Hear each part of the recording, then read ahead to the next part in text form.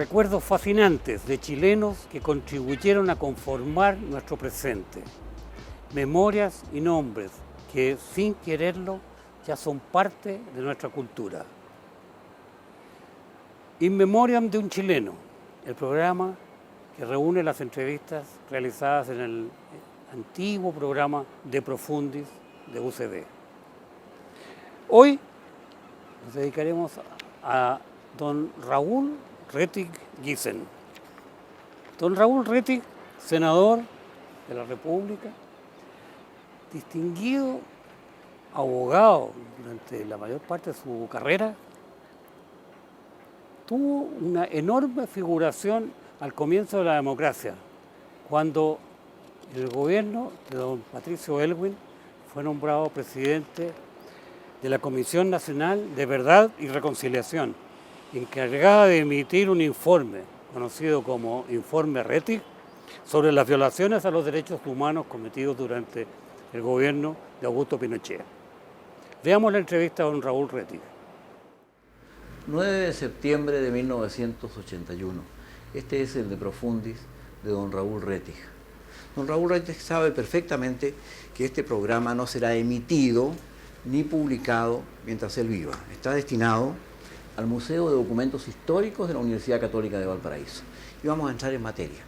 Vamos a empezar tal vez con lo que es común a todos, el primer recuerdo consciente y por qué, cómo y a través de los años usted llega a ser primero maestro y luego, ¿no es cierto?, abogado.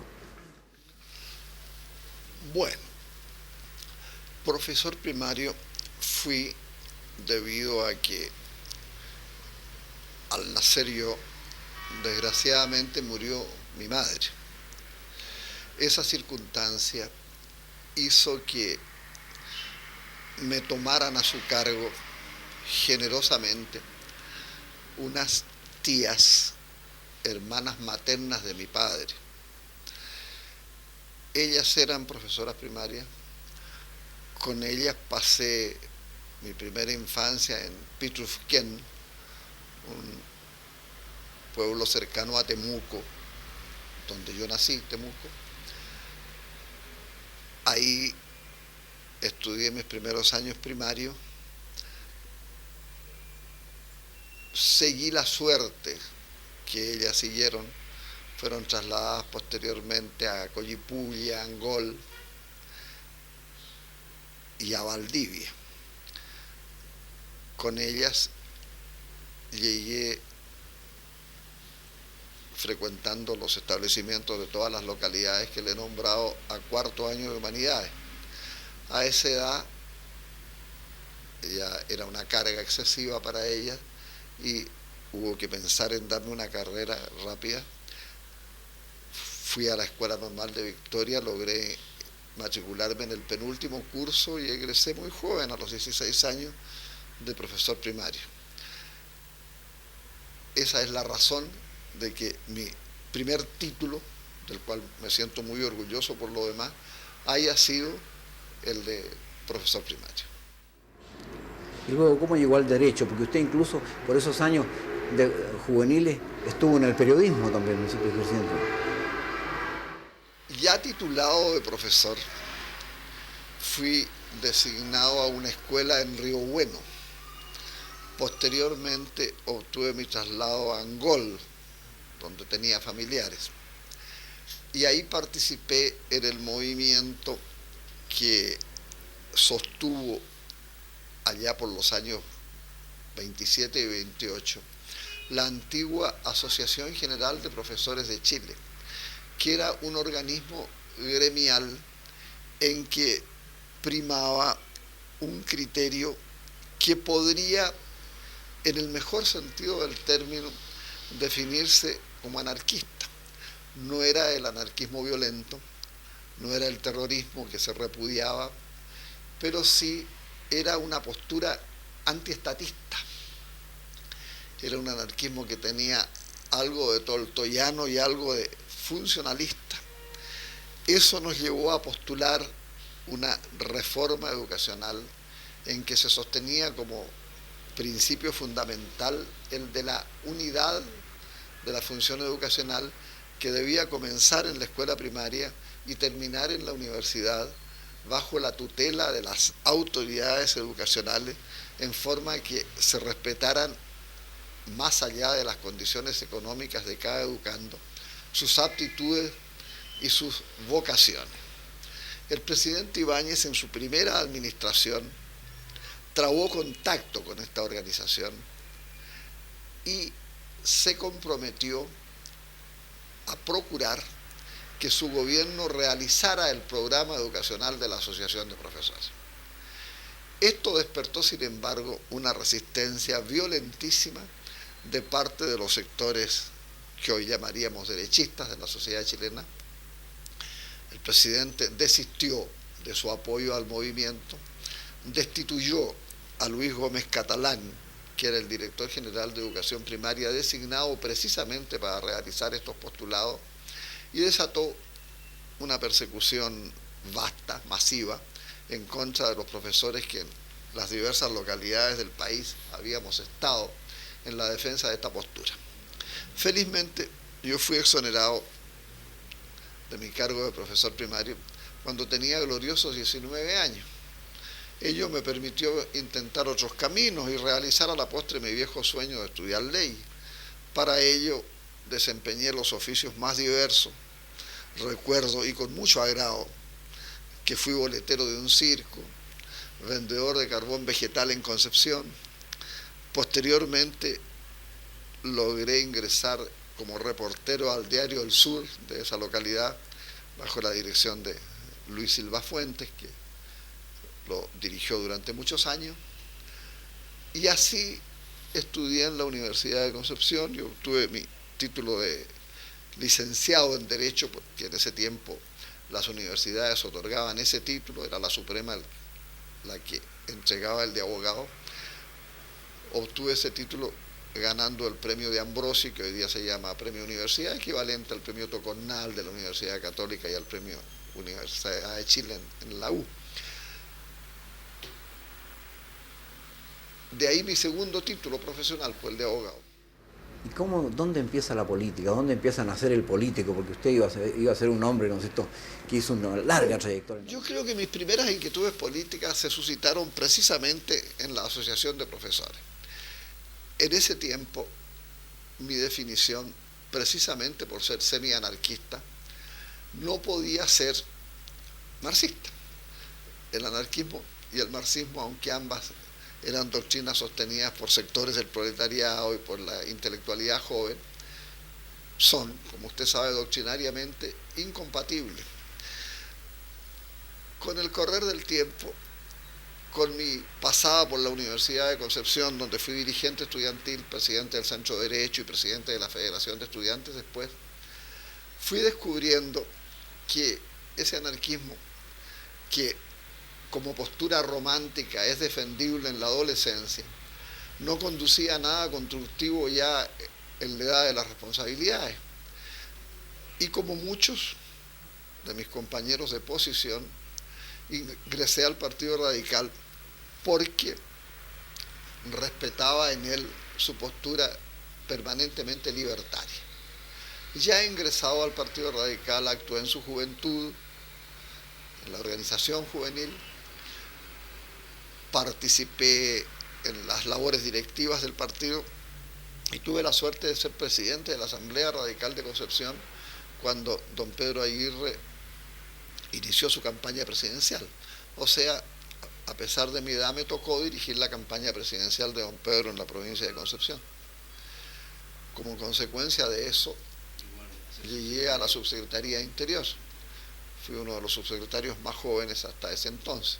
Tenía 29 años cuando asumí la cartera, la subsecretaría. Y paralelamente le tocó ejercer también la subsecretaría de Relaciones Exteriores. Claro, y yo fui subsecretario de Interior junto con llegar don Pedro el 24 de diciembre de 1938. Y siendo subsecretario de Interior titular, ocurrieron algunos problemas de recuerdo desagradable. Se imputó al gobierno la entrada ilegal de inmigrantes judíos y hubo que tomar medidas para las cuales don Pedro estimó que era útil mi permanencia por breve tiempo en el Ministerio de Relaciones. Yo siempre tuve preferencia por la Subsecretaría de Interior, de manera que le pedí respetuosamente al presidente que no me relevara de ese cargo, sino que me confiriera el otro paralelamente. Yo estuve durante 3 meses en la tarea muy desagradable de hacer una reorganización, proponer medidas disciplinarias, y así tuve mi primer contacto con el Ministerio de Relaciones. Mucho después iba a ser embajador, ya hablaremos. Mucho después tuve que ocupar un cargo diplomático. Pero del Ministerio de Relaciones, en cambio, tengo un gran recuerdo, porque tuve como subalternos, aunque sea pretencioso decirlo, a personajes que fueron o son figuras. Por ejemplo, era uno de los jefes de la sección consular del ministerio el poeta Juan Guzmán Cruchaga, que posteriormente obtendría el Premio Nacional de Literatura, que era como funcionario, tal como se revela en sus versos, un hombre muy suave, muy digno, muy fino. Y no puedo menos de recordarle la satisfacción con que tengo entre quienes fueron entonces mis amigos y colaboradores, la figura de Enrique Bernstein. Bernstein era entonces un joven funcionario que se destacaba por su talento excepcional, y ya se veía en él al gran diplomático que iba a ser posteriormente. Que es hoy día el hombre de la mediación. Exacto. Después de ser embajador en París y en tantas partes, ha tenido una brillante. Bueno, ¿y cuándo entra usted de lleno ya a la política? ¿Cómo? Cuando asumió la presidencia de la República después de la muerte de don Pedro Aguirre, Juan Antonio Ríos, yo continué como subsecretario de Interior durante algunos meses, pero comprendí que debía empezar a actuar ya en el quehacer político propiamente tal. Entonces, después de una breve pasada por la Dirección General de Informaciones, organismo que trató de poner en marcha a Raúl Morales, posteriormente, estoy hablando de Raúl Morales Beltrami, posteriormente no se cumplieron los propósitos que el ministro tuvo al planear ese organismo. Yo dejé la administración pública, comencé mi ejercicio profesional en Santiago, fui delegado de mi provincia, la de Concepción, ante la antigua Junta Central del Partido Radical. Tuve participación en las convenciones del partido, se recuerda mucho una de ellas, la del año 1944 en Concepción, donde defendí la posición de minoría en un discurso que parece haber sido el primero que recuerdan los que cometen el pecado de decir que habló bien. Bueno, después de algunos años vino la coyuntura de la elección senatorial del año 49, la expulsión del partido de Rudecindo Ortega, y eso me llevó a afrontar ese evento electoral y a obtener un asiento en el Senado de la República. Usted entró directamente al Senado. Sí, no pasé por la Cámara de Diputados. Y ahí usted cumplió una tarea, pero muy importante. Y usted lo acaba de decir, yo lo quiero decir más anchamente, como usted lo ha dicho. Usted pasó por muchos años por ser el principal orador, ¿no? En una época en que había un Múar y que era gente muy, ¿no? Eso dijeron los periodistas de ese tiempo. Caiga sobre ellos la responsabilidad de su desacierto o de su acierto. Pero la realidad es que, como usted dice, era un Senado magnífico. En los bancos de derecha estaba Eduardo Múar, a quien usted acaba de recordar. Estaba un interruptor y un polemista brillante, muy cáutico y ágil como Gregorio Amunátegui. Y al otro lado, en la izquierda, había un pensador de la seriedad y de la honestidad intelectual inimitables de Eugenio González. Estaba Salvador Allende, que era excelente polemista.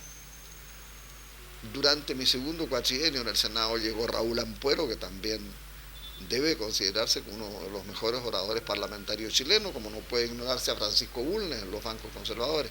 De manera que el que se me haya considerado, si no por todos como alguno, como un buen orador dentro de ese grupo, halaga mi vanidad y no se lo voy a negar. Yo quiero que usted se haga ahora una autocrítica. ¿Qué fue lo mejor que usted hizo en el Senado? ¿Y qué dejó de hacer? Yo creo que lo mejor es siempre lo que alguien hace de acuerdo sinceramente con sus convicciones más íntimas. Yo siempre creí que el Partido Radical al que yo pertenecí estaba destinado en Chile a ser el vigilante permanente del mantenimiento del régimen democrático. Creo que las circunstancias me han dado la razón y ya le pediré la oportunidad de decirle por qué. Me tocó a mí en el Senado ser el jefe parlamentario de mi partido durante la segunda administración Ibáñez. Debo reconocerle que esa segunda administración Ibáñez se caracterizó por el respeto a las normas constitucionales. Pero creo que ese respeto a esas normas lo mantuvo el presidente Ibáñez debido a que nosotros, ante el temor de que repitiera sus aventuras dictatoriales del año 27, estuvimos en constante vigilancia y exponiendo a cada instante nuestras aprehensiones de que el régimen democrático pudiera quebrarse. De ahí que tuve ocasión de polemizar con un hombre bastante valioso, fascista, respetablemente fascista de su convicción, como el profesor Guillermo Izquierdo Araya, que al revés de mi caso tenía, y entiendo que sigue teniendo, la convicción de que el régimen democrático es impracticable en Chile y se adhería a los principios que no pueden denominarse de otra manera que de fascista, por cuanto defendía el totalitarismo estatal, defendía la subordinación de todos los estamentos sociales al Ejecutivo.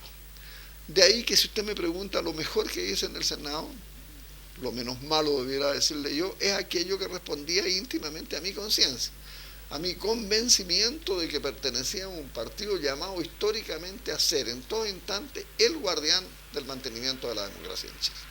Ahí tenemos detrás de la cámara precisamente un testimonio, en que se habla que usted ha sido un luchador de las libertades públicas, y esto era precisamente por esos años que usted... Sí, esa manifestación fue el 9 de octubre de 1953 y me fue ofrecida en el antiguo Salón Goyescas, que tuvo cierta vigencia política durante esos años, a raíz de algo que conversábamos antes de que se iniciara esa entrevista.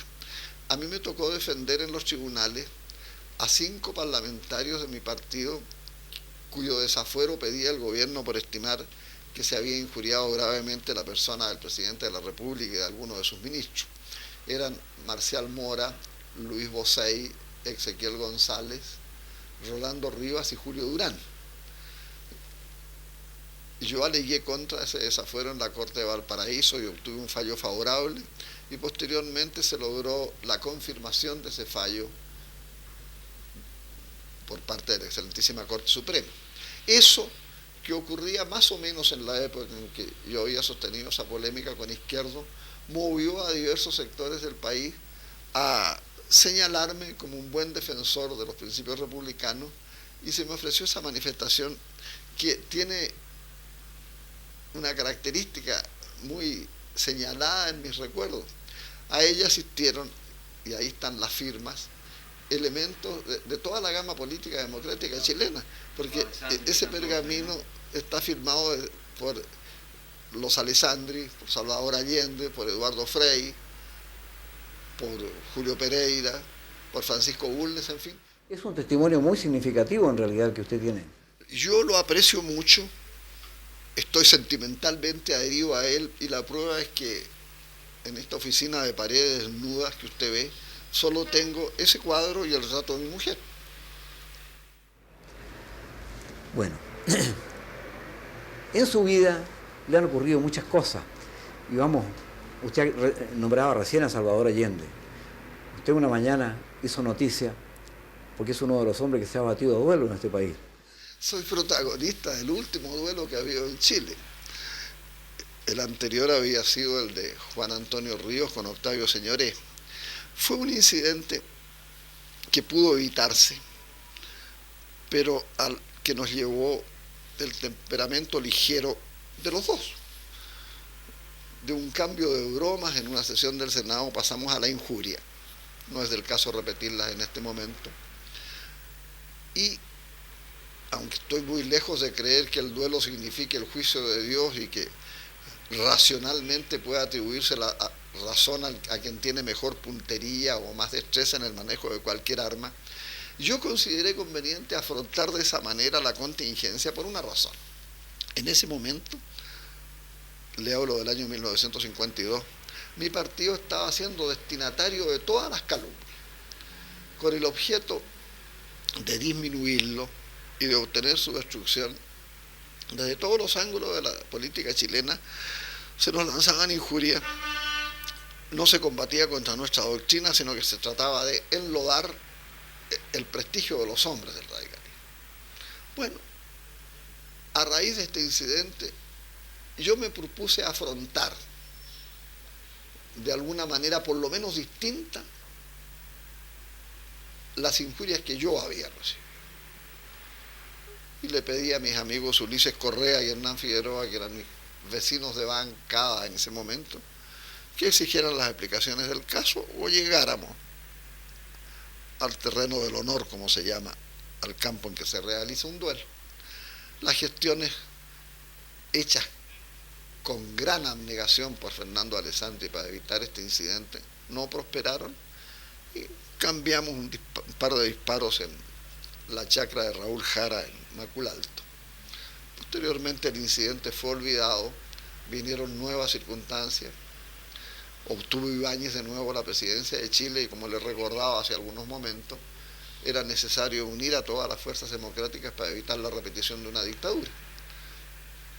Las cuestiones personales no podían primar sobre los intereses republicanos y yo estimé que estaban mejor resguardados uniéndonos a la fracción que encabezaba Allende, con el cual reanudé una amistad que por lo demás se había iniciado de pantalón corto en los bancos del Liceo Valdivia. Es interesante usted, y vamos a hacerlo a partir, usted ya ha juzgado el primer periodo de Ibáñez en dos oportunidades durante nuestra conversación. Yo le quisiera pedir algo que ya lo he hecho alguna vez, que lo hice con Arturo Lavarría, que usted me dé un juicio breve sobre los presidentes con los que le ha tocado, ¿no es cierto?, desde que usted fue ministro, fue subsecretario primero, ¿no es cierto?, del Interior, partiendo, digamos, tendríamos que partir con Alessandri, padre, ¿no es cierto?, porque ya tenemos a... Mire, a mí me tocó tener alguna actividad con los tres presidentes radicales y enseguida en una postura diversa con Ibáñez, don Jorge Alessandri, Frei, y no le diré que Allende, porque la circunstancia de que Allende me haya designado embajador en el Brasil prácticamente me alejó del escenario de los acontecimientos en Chile. Indudablemente, creo que la obra de don Pedro Aguirre es inconmensurable. Don Pedro fue elegido por una combinación tildada entonces de peligrosísima, como que en el fondo eran los mismos elementos que apoyaron posteriormente la candidatura de Allende, con excepción de una fracción radical que en la campaña del año 70 prefirió apoyar a don Jorge Alessandri. A pesar de la desconfianza que todo eso inspiraba, don Pedro logró conducir un movimiento de transformación social en Chile sin salirse en absoluto de los marcos legales y sin poner en peligro la estabilidad republicana. Para eso se requiere genio de estadista, tino y la sinceridad de convencimiento que caracterizó a don Pedro Aguirre. Don Pedro Aguirre midió, por así decirlo, las posibilidades de hacer una transformación social en Chile. Se dio cuenta de que su época no era la apta para intentar una revolución. Por lo demás, sus convicciones estaban muy lejos de ser las de un marxista. Don Pedro Aguirre era un racionalista radical que no pasaba del límite absolutamente republicano en que se enmarca la doctrina de nuestro partido, del radicalismo. De manera que fue absolutamente leal a eso. Fue leal con los comunistas que lo apoyaron, pero a la vez muy firme al señalar las diferencias que entre el gobernante radical y los comunistas, uno de los partidos que lo apoyaron, debía establecerse. Yo recuerdo, tuve incluso la obligación de participar en la redacción de ese documento, que cuando se aprobó por el Congreso con mayoría opositora la proscripción de los comunistas, don Pedro Aguirre vetó esa ley, pero la vetó dando como argumento que él rechazaba la persecución a toda ideología y agregando que estaba en cambio dispuesto a tomar todas las medidas legales o administrativas necesarias para que las conductas de los comunistas que pudieran ser consideradas ilegales o contrarias al régimen republicano fueran debidamente castigadas. O sea, en el veto se hace un distingo muy claro. Yo no persigo ideas. Cada uno es libre de pensar como lo desee. Pero si en obedecimiento a sus propias ideas alguien cae en conductas que van a lesionar la estabilidad del régimen democrático o ponerlo en peligro para el futuro, esa conducta, esa acción, sí que yo la repelí. De manera que a don Pedro hay que reconocerle que toda su creación debió realizarla en condiciones bastante precarias, pasó casi todo el trienio que gobernó sin mayoría parlamentaria y a pesar de todo dejó creaciones como la Corporación de Fomento, que discútasela ahora o no se la discuta, la verdad es que promovió una transformación social chilena como un socialdemócrata actual debe concebirla. O sea, de acuerdo en estricto con la legalidad y sin producir alteraciones que signifiquen necesariamente una reacción que vaya a desencadenar la venida del otro extremo político. Posteriormente no tuve con don Juan Antonio Ríos la misma relación que con don Pedro, de quien fui subsecretario durante todo su periodo. Lo apoyé, por cierto, fui su partidario en las contiendas internas del partido. Ese discurso de la Convención de Concepción que le recordaba en la primera parte de la entrevista fue pronunciado precisamente en defensa del gobierno de Juan Antonio Ríos, porque yo estimaba que debía darse al gobierno elasticidad suficiente como para buscar el apoyo de todas las fuerzas que reafirmaran la vigencia del régimen republicano, en contra de la tesis que sostuvieron los que fueron posteriormente partidarios de Gabriel González, en el sentido de exigir al presidente de la República una alianza exclusiva con los elementos de izquierda. Fue el nacimiento de los llamados votos líquidos, que en ese tiempo fueron muy subestimados, pero que yo estimo que en el fondo contienen el mínimo de sensatez que debe tener un político que resuelve para los efectos de darse cierta libertad de acción y no amarrarse en conceptos doctrinarios excesivos. ¿Cómo juzga usted al gobierno? Yo quiero pedirlo, acercarlo un poco ahora, en dos palabras, por ejemplo, el gobierno de Gabriel González. El gobierno de Gabriel González me parece a mí audaz, honesto, lleno de iniciativas tendientes a solucionar problemas generales o regionales. Su labor en pro de su tierra natal es indesmentible. Su política en relación a la Antártica también es absolutamente digna de destacarse. También la defensa de las 200 millas marinas. Ahora, lo polémico en el caso de Gabriel González es su postura frente al Partido Comunista. Yo le he reseñado cuál fue la de don Pedro Aguirre. Gabriel González se vio, a mi juicio, en la obligación de romper con el Partido Comunista, trizando con eso la doctrina radical. Pero es que a un gobernante hay que colocarlo en sus circunstancias.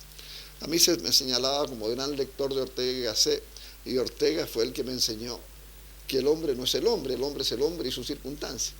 Gabriel González se vio frente a un partido comunista agresivo, a un partido comunista que actuaba en un periodo en que se veía venir, y ese fue un error universal y no de Gabriel González ni de ningún chileno, se veía venir la Tercera Guerra Mundial.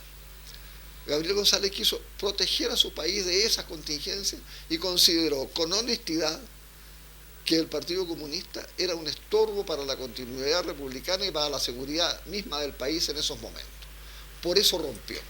Si usted me pregunta, ¿cree usted que era necesario proscribir a un partido? Yo me mantengo fiel al viejo principio doctrinario radical. Yo no habría llegado a tanto. Pero, juzgando a Gabriel González como debe juzgársele ya con la perspectiva que dan un par de decenios, entiendo que procedió con absoluta sinceridad y con absoluta coherencia con sus convencimientos cuando hizo lo que hizo. Usted ha hablado del comunismo. ¿Cómo ve usted el comunismo? ¿Cómo ve lo que está sucediendo en este país en este momento? ¿Cómo mira usted con ese criterio republicano suyo, no sé, y radical? Bueno, yo creo que hay que distinguir.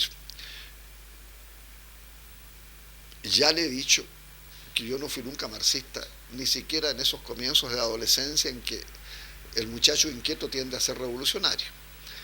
Y nunca fui comunista porque soy enemigo de todas las dictaduras y el comunismo doctrinalmente tiende a instaurar la dictadura del proletariado. De manera que mi actitud frente a los comunistas fue polémica siempre. Lo fue desde las bancas de la Federación de Estudiantes de Concepción. De mí los comunistas dijeron las cosas más hirientes que se puede decir de un dirigente estudiantil.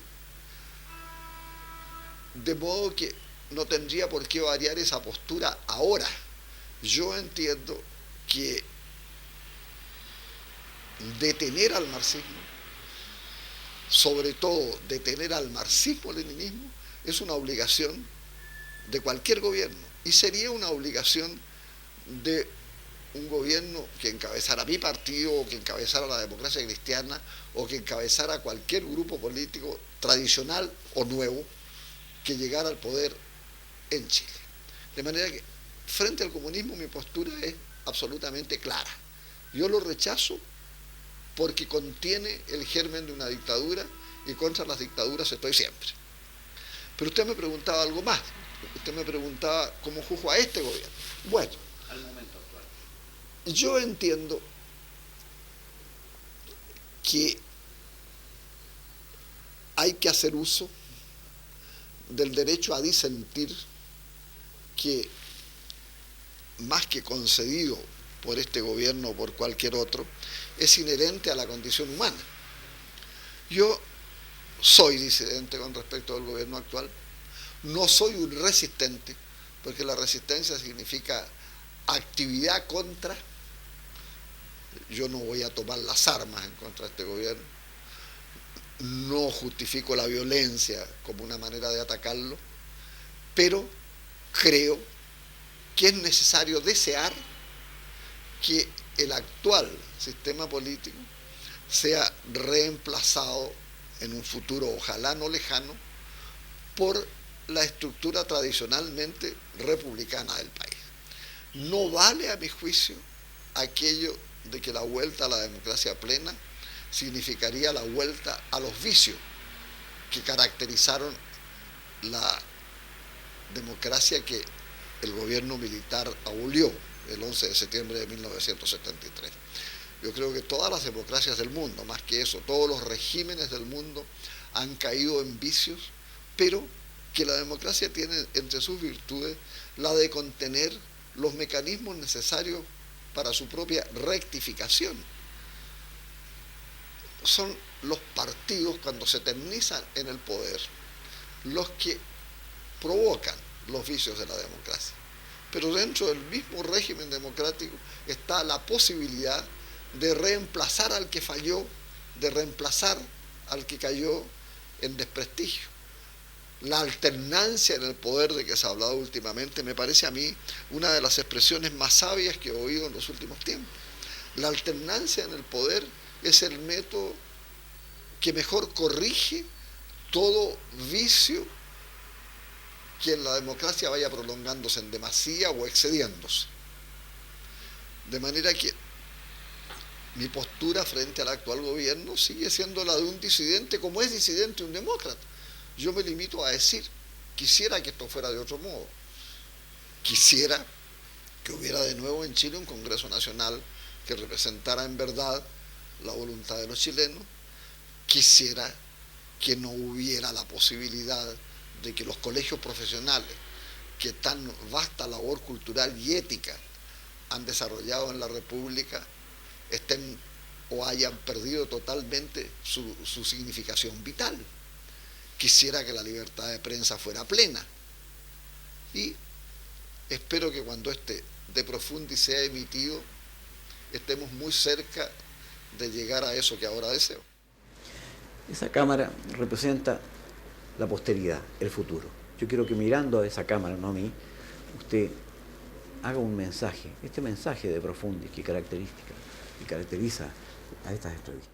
Yo diría a los jóvenes que me escuchen, que reflexionen acerca de la historia chilena y de la historia universal, y vean que por algo la democracia es un régimen que muchas veces es abolido, que muchas veces cae, cuyos conductores son en más de una ocasión sacrificados, pero que por algo, cuando los países vuelven a su normalidad, cuando la reflexión vuelve a los espíritus, es precisamente el régimen democrático el que se instaura de nuevo. El régimen democrático es, a mi juicio, el único que se acomoda al humanismo crítico que debe ser la filosofía que oriente a las juventudes, que tengan estimación por su propio pensamiento, por su propia personalidad y por su propia dignidad. Los jóvenes deben saber que las contingencias que afectan a un régimen republicano, los vicios de los hombres que los conducen, son inferiores, a pesar de todo, a las virtudes de este régimen que permite al hombre pensar, disentir y crear las condiciones inclusive del progreso material y social.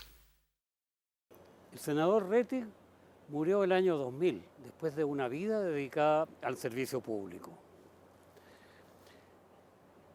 Continuamos ahora el programa con un personaje que tiene una mirada distinta, una mirada divertida, como que no se toma muy en serio la entrevista ni la vida misma.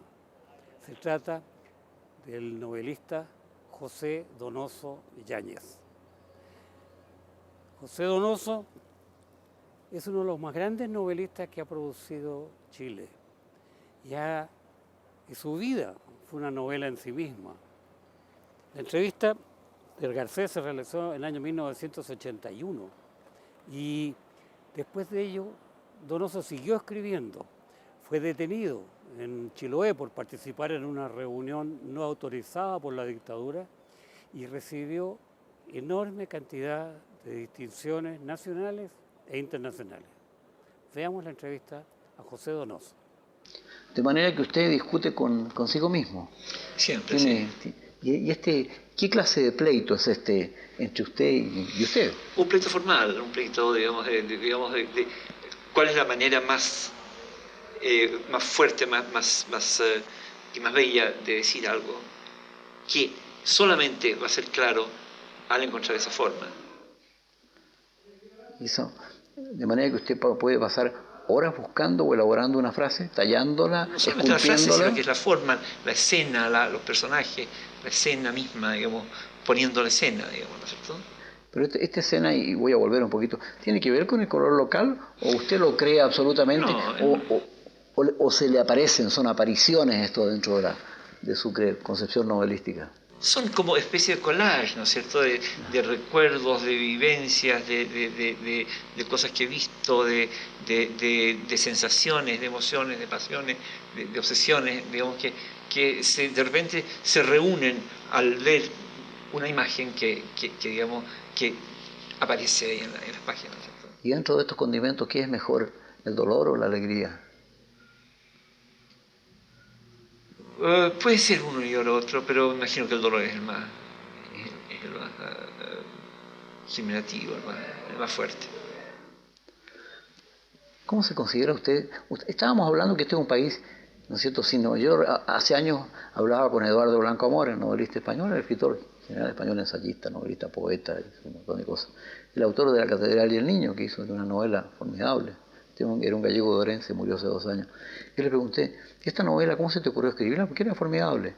Y me dijo, porque era una generación sin novelista, existía Cela ya y todo lo demás. ¿Usted siente un poco eso?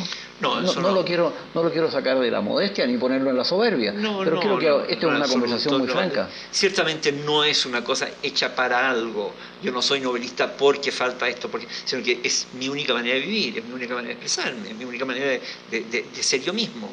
Yo no soy una persona independiente, digamos, de bueno, aquí falta novelista, bueno, yo voy a llenar a su lugar, es una ridiculez. Yo soy novelista porque tengo una cosa le voy a enfocar un poco más la pregunta. ¿Usted cree que efectivamente usted está satisfecho con lo que está haciendo? Sí. ¿Usted cree que está haciendo lo que no estaba? ¿Lo que no estaba en qué? Aquello que no había, la novela chilena que no había. No, la novela chilena a mí tiene como sin cuidado. Digamos, no es problema. Por una fuerza interior, por una necesidad interior. Sí, y ciertamente, si me refiero a un marco, y esto aquí viene mi falta de modestia, yo no escribo para un público chileno. Decididamente no. No escribo ni pensando en un público chileno, no escribo pensando en ningún público en general, pero digamos, sí va dirigido al mundo, a la gente que tiene sensibilidad, que tiene inteligencia y que puede estar en cualquier parte del mundo. Usted tiene cuantía literaria suficiente, tiene estilo, tiene obra, tiene ya la edad conveniente, que también es importante. ¿A qué atribuye que no le hayan dado el Premio Nacional a usted? Ahora que andan escarbando los premios nacionales, porque a mí me gusta decirlo así con esas palabras. Bueno, será cuestión de esperar nomás un poquito, ¿no? Supongo que será cuestión de esperar un poquito, ¿no? Unos cuantos años más. Supongo que ya me lo darán. No me... Pero debía haberlo tenido, se me ocurre a mí, ¿no? No sé, por último, tengo 56 años, no es tanto. Hay gente que ha tenido que esperar hasta los 80. Bueno, toca esperar hasta los 60. Y hay gente como Luis Durán que se murió sin recibirlo. Sin recibirlo, y Luisa Bombal, que es el ejemplo clásico, más clásico. Murió sin recibirlo. Siendo probablemente la escritora chilena más influyente de nuestro tiempo. ¿Cómo ve usted el mundo actual en este momento? Y le estoy hablando del gran mundo, le estoy hablando del mundo en toda la concepción, en lo político, ¿no es cierto? Hay un proverbio chino que dice, te maldigo a que tengas que vivir en tiempos históricamente interesantes. Creo que estamos viviendo en un tiempo históricamente muy interesante, pero es una maldición estar viviendo en este tiempo. ¿Y a dónde vamos? Si usted tuviera que escribir la novela de esto, ¿qué final le pondría? ¿A dónde vamos quiénes? ¿Nosotros los chilenos o el mundo entero? Primero el mundo y después lo voy a llevar a los chilenos. Bueno, espero que se resuelva en una no hecatombe, que alcancemos a sacar la cabeza un poquito. En el fondo soy un poco optimista en este sentido. Creo que hay que la sensación de humanidad y de inteligencia no es una cosa que se puede perder así nomás. Son demasiados siglos de trabajo para mantener el mundo a flote y para llegar a la verdad, para que, digamos, simplemente lo entregamos a una cantidad de gente que se quiere tirar bombas unos con otros. A pesar, aunque bastaría con una N, ¿no es cierto? Con una N, claro. Claro, y se acabaría todo. Claro. ¿Y a Chile? ¿Cómo ve Chile? ¿Cómo ve el Chile de ayer, el de hoy y el de mañana? Y aquí me interesa un juicio político, ahí me interesa. Un juicio político, bueno, yo soy un hombre poco político, como usted sabe, que no he tenido nunca mucho que ver con la política, pero actualmente con esta imposibilidad de la política, con esta prohibición política que se ha producido en este país, noto que la gente se está politizando más y más y más, y está más política que nunca. Entonces, en el fondo, en este momento, Chile está viviendo un momento tremendamente grave político, me parece. Y yo mismo estoy bastante desalentado, digamos, con lo que está pasando. Yo soy un demócrata, democrático, parlamentario, liberal, con ribetes de radical, que quiero cambiarlo todo, encuentro que la sociedad está toda pésimamente mal planteada, y me gustaría ver a Chile transformado en una democracia como la que una vez respeté. ¿Y no piensa usted que si tal ocurriera, volvería a pasar lo mismo que ocurrió después de los años 70? ¿Por qué? ¿O usted no encontró mal a los años 70? Aquí se puede hablar con toda libertad. Yo no viví los años 70 aquí, por desgracia, ¿no? Me hubiera gustado mucho haberlos conocido. Pero creo que empezó bien y terminó mal. Creo que era una proposición interesante. Y creo que probablemente eso nos llevó a lo que llevamos ahora. Pero me niego a creer que las únicas dos opciones son el marxismo o la extrema derecha. Hay un camino intermedio humano, inteligente, que no es ni uno ni otro. Usted al decir liberal, ¿no lo ha dicho en el sentido de liberal del Partido Liberal No, chileno? Absolutamente no. En el sentido de liberal de libertad. Claro, libertad en inglés, digamos, de la buena tradición. Usted ha vivido en otras partes del mundo, ¿cierto? Ha vivido desde luego en Estados Unidos, ha vivido en España. Y usted no ha visto estos vicios, estas corruptelas. ¿No cree usted que ha habido una corruptela política bastante avanzada aquí, que todo ya era, ¿no es cierto?, negociable, transable? ¿Cuándo? ¿En qué momento se refiere usted? Al parlamentarismo, a los finales del parlamentarismo. Sí, pero no porque eso sucediera tenía que ir de mal en peor. Usted ve que en Estados Unidos había unas corruptelas bastante grandes en el sistema parlamentarismo, pero han podido echar pie atrás.